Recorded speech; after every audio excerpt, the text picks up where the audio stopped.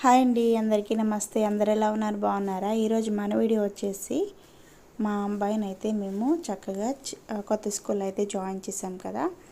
అది వచ్చేసి మనకి ఇక్కడ గౌతమ్ స్కూల్ అయితే మేము జాయిన్ చేసామన్నమాట. Gautam model school. సో పిల్లలు చిన్న చిన్న పిల్లలు అండ్ న్యూ జాయినర్స్ ఉంటారు కదా, సో వాళ్ళైతే మంచిగా ఇట్లా డెకరేట్ చేశారు స్టార్టింగ్లోనే. అండ్ చూడగానే మా కన్నయ్య అయితే చాలా హ్యాపీగా ఫీల్ అయ్యాడు. మా కన్నయ్య అండ్ తనతో పాటు వచ్చిన చిన్న చిన్న కిడ్స్ అనమాట. ఇక్కడ మనకి ఈ బొమ్మలు చూసినట్టయితే డిస్ప్లేలో చాలా హ్యాపీ అనిపించేసింది. నేను ఇంతకుముందు యూట్యూబ్లో చూడటమే కానీ రియల్గా అయితే చూడలేదు. అండ్ నాకైతే కొత్తగా అనిపించింది. లాస్ట్ ఇయర్ కూడా వెళ్ళాం కానీ ఇంత అట్రాక్టివ్గా అయితే అనిపించలేదు అనమాట. సో ఇట్లా అయితే మంచిగా డెకరేట్ చేశారు. అండ్ ఈ ఫ్రేమ్స్లో వచ్చేసి కిడ్స్ అయితే నుంచుని పిక్స్ తీసుకున్నారనమాట.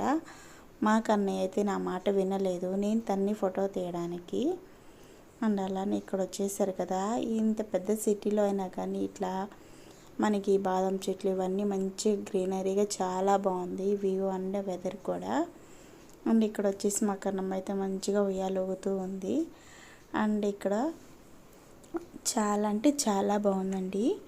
నిజం చెప్పాలంటే మనకి పల్లెటూరు వ్యూ అనేది ఇక్కడ మనకి కనిపిస్తూ ఉంటుంది. అండ్ మన గవర్నమెంట్ స్కూల్స్లో ఎలా ఉంటుందో అలా ఉంటుంది. బట్ ఇక్కడైతే ఫీజు పే చేయాలండి. అలా అని చెప్పేసి గవర్నమెంట్ స్కూల్ అని చెప్పేసి అనకండి. అంటే ఫీజు పే చేయకుండా మీరు ఏమైనా జాయిన్ చేశారా అని చెప్పేసి అనకండి. అలా అయితే కాదు. అండ్ ఇక్కడ వచ్చేసి చిన్న చిన్న బుజ్జి బుజ్జి చైర్ చూసారా. నేను అట్లీస్ట్ మెమరబుల్గా ఉంటాయి అని చెప్పేసి కూర్చోనాన్న అంటే తను అసలు కూర్చోలేదు, ఫోటోనే దిగలేదండి, వీడియోస్ కూడా తీయనివ్వలేదు తను. అండ్ అలానే ఆ రోజు మేము వెళ్ళి స్కూల్లో జాయిన్ చేసేసాము. జాయినింగ్స్ మొత్తం అయిపోయినాక ప్రిన్సిపల్ మేడంతో అండ్ వాళ్ళ క్లాస్ టీచర్తో అందరితో అయితే మాట్లాడేసి తనకి వాళ్ళ ఫ్రెండ్స్ని అయితే పరిచయం చేసాము. అండ్ మేడమ్స్ని కూడా పరిచయం చేసాము. పరిచయం చేసిన తర్వాత అయితే నేను ఇంకా బుక్స్ తీసుకున్నానండి. బుక్స్ వచ్చేసి మాకు అరౌండ్ 6,000 పడినాయి. అండ్ ఇంత చిన్న ఏజ్లోనే వీళ్ళకి ఇంత కాస్ట్ పెట్టి తీసుకుంటున్నామండి. చాలా లాస్ట్ ఇయర్ కూడా అంతేను. లాస్ట్ ఇయర్ కానీ ఇయర్ ఇంకా డబల్ అనమాట. లాస్ట్ ఇయర్ వచ్చేసి నేను శ్రీ చైతన్యలో జాయిన్ చేశాను. అంటే మాకు దగ్గరగా ఉంటుంది అత్తయ్య వాళ్ళకి అని చెప్పేసి. సో అప్పుడేమో అలా, ఇప్పుడు వచ్చేసి మనకి దగ్గరలో ఎంత రీజనబుల్గా వేసుకున్నా కానీ మనకి ఇంతకన్నా చిన్న స్కూల్స్ కానీ ఇంకా ఎక్కువ కాస్ట్ ఎక్కువగానే ఉంటున్నాయి కానీ తక్కువ అయితే ఉండట్లేదు. బుక్స్ వైజ్గా చూసుకుంటే ఫీజు అంటారా, మనం మాట్లాడే దాన్ని బట్టి ఇంక్రిమెంట్స్ డిక్రీజెస్ ఉంటాయి.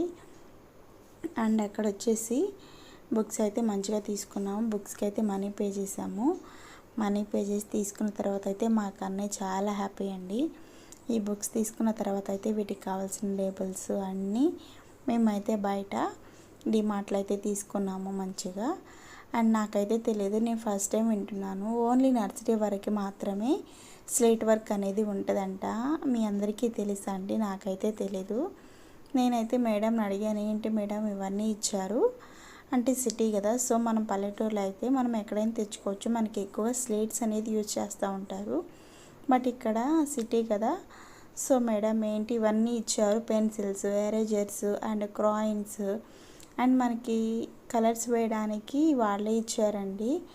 అండ్ మనకి క్లే కూడా వాళ్ళే ఇచ్చారు. అంటే మనం మనీ పే చేసాం కాబట్టి వాళ్ళు ఇచ్చారు అని చెప్తున్నాను. వాళ్ళైతే మనకి ఫ్రీగా ఏ ఒక్కటి ఇవ్వరండి, మనకి తెలిసిందే కదా. సో ఇవన్నీ బుక్స్ ఇచ్చారు కదా, అండ్ డ్రాయింగ్ బుక్ ఇచ్చారు. మనీ పే చేయడం వల్ల ఇచ్చారండి అన్నీ.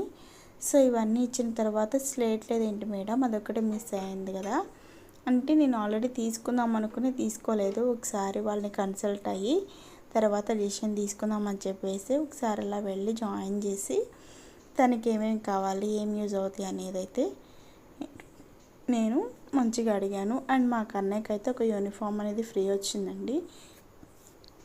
ఎందుకు అంటే నేను ముందు అడ్మిషన్ తీసుకున్నాను అనమాట. సో అందుకని ఒక యూనిఫామ్ ఫ్రీ ఇచ్చారు. ఒకటైతే మనం తీసుకోవాలి. అండ్ ఫీజు కూడా కొంచెం ఎక్కువేనండి ఇక్కడ సిటీస్లో. అండ్ అలానే స్లేట్ వర్క్ ఏమి ఉండదంట ఎల్కేజీ నుంచి అయితే, ఓన్లీ నర్సరీ వాళ్ళకైతే ఉంటుందంట. ఆల్రెడీ నర్సరీ నేను జాయిన్ చేశాను కాబట్టి ఇంకా తన్ని నేను ఎల్కేజీ నుంచి అయితే కంటిన్యూ చేద్దాం అనుకున్నాను. బట్ నేనైతే ఏమనుకున్నా అంటే ఈ సమ్మర్లో రిమైనింగ్ కూడా నేను కొంచెం తనకి చెప్పుకుందాంలే అని అనుకున్నాను. బట్ నాకైతే పాసిబుల్ అవ్వలేదు. నా చిన్ని బేబీ వల్ల. సో తనకైతే నేనేమి ప్రాక్టీస్ చేయించలేదు. సో అందుకని చెప్పేసి నార్మల్గా అయితే నేను స్కిప్ చేద్దాం అనుకున్నాను ఎల్కేజీ, బట్ తప్పట్లేదు, ఎల్కేజీ కూడా జాయిన్ చేసేసాను అనమాట. నేను డైరెక్ట్గా యూకేజీకి పంపిద్దాం అనుకున్నాను, బట్ నాకైతే పాసిబుల్ అవ్వలేదు. నాకు తెలిసింది ఏంటంటే మంచిగా ఇంట్లో చెప్పుకోవడం అండ్ కిడ్స్ కూడా వినగలిగితే, పేరెంట్స్ చెప్పగలిగిన వాళ్ళు ఉంటే అండి నర్సరీ ఎల్కేజీ రెండిట్లో ఏదైనా ఒకటైతే సరిపోతుందని నా ఒపీనియన్ అండి. నేనైతే ఈ బుక్స్ ఇవన్నీ చూసిన తర్వాత అయితే నాకు అట్లానే అనిపించింది. లాస్ట్ ఇయర్ వాటికి వీటికి పెద్ద డిఫరెన్స్ ఏం లేదండి. అండ్ అలానే ఈ వీడియోలో నేను చెప్పాలనుకుంటుంది ఏంటంటే, మనం ఇంట్లో ఎంతవరకు అయితే చెప్తామో వాళ్ళు మంచిగా నేర్చుకోగలిగితే మనమే ఒక టీచర్ అండి. అంతే అండి ఈ వీడియో. బాయ్.